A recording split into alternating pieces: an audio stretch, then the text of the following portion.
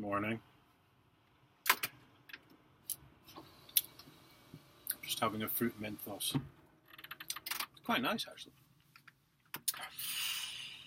I really don't know how they sleep at night. Coppers and council people. I've been mulling this over sort of all morning on the way down here. And there's, what's his name, PC Whelan. He'd broken 3 laws by the time we left the house, or even before we left the house, after he pushed his way in.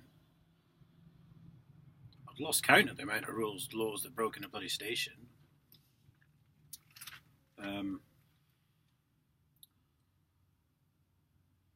No sign of an arrest warrant.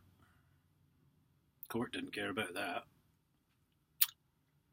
Although I'm beginning to wonder how much they don't tell some of these magistrates. Because I have to say, those 2 that I had on Monday afternoon seem more on the level than any I've met before.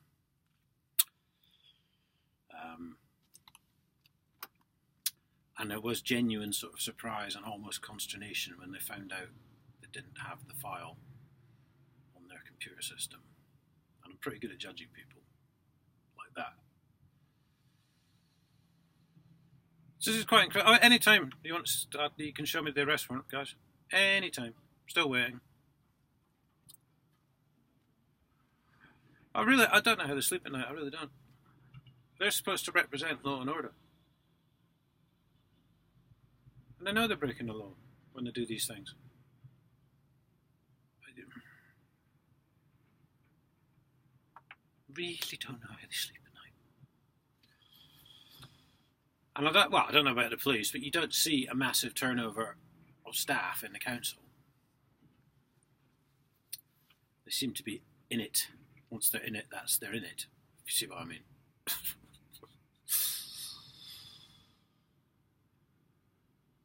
Although there was that trainee solicitor that left because she was instructed to file papers against my mate with the burger van. And I think possibly I'd written to her and told her, this is illegal.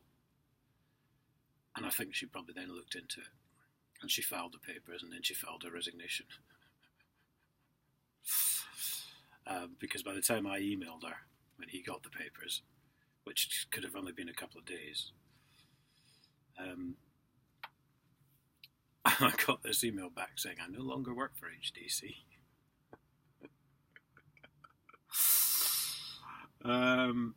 So she obviously saw sense, at least in handing in her notice anyway.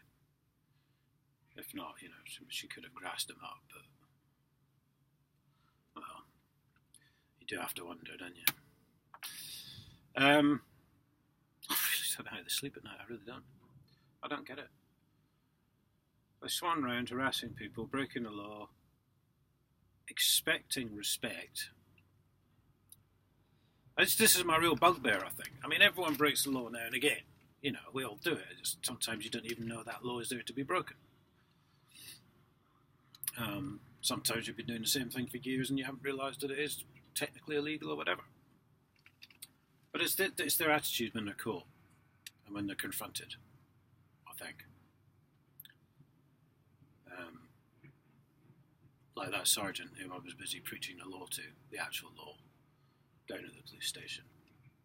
And he really didn't know what to do, He was like, oh, look at you, you know all the laws, don't you? Ha ha ha ha ha. Yes, mate, I do. And you were breaking most of them. But it's this pompous attitude you get, really, I think.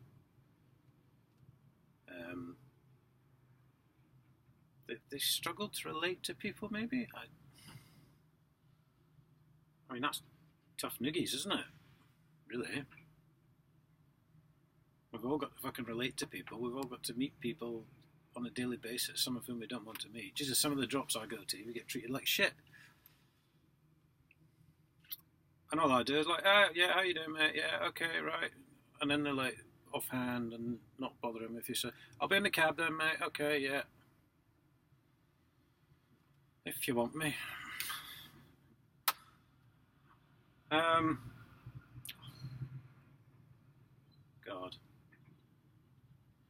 It's what I like about this situation though with this, because every time they do something wrong, there's always comeback after comeback on it as I realise more stuff. So really they are creating the channel themselves, which is nice of them. I'd rather go without all the pretend arrest warrants and being held in cells, but there you go. Things you do when you're holding the moral high ground. I'd rather not hold the moral fucking high ground, to be honest. Sick of the fucking lot of it. Oh, there you go. There's more complaints going in then. Guys, you'll be happy about that, Mr. Policeman. One against your sergeant, who decided it was very funny that I was in a lot of pain with my hernia. And 2 against your officers, obviously.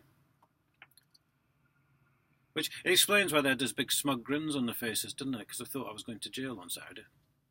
Which I would have done if I'd gone to that court hearing. And yet, my barrister said, or my lawyer said, I think he was a barrister as well, I think. My lawyer said that plead guilty or not guilty, there was no way I was going to jail Monday night. If I'd pled not guilty, it would have meant another case at a later date. And they wouldn't have been able to remand me for that long. Because, you know, it could have been 3 months down the line.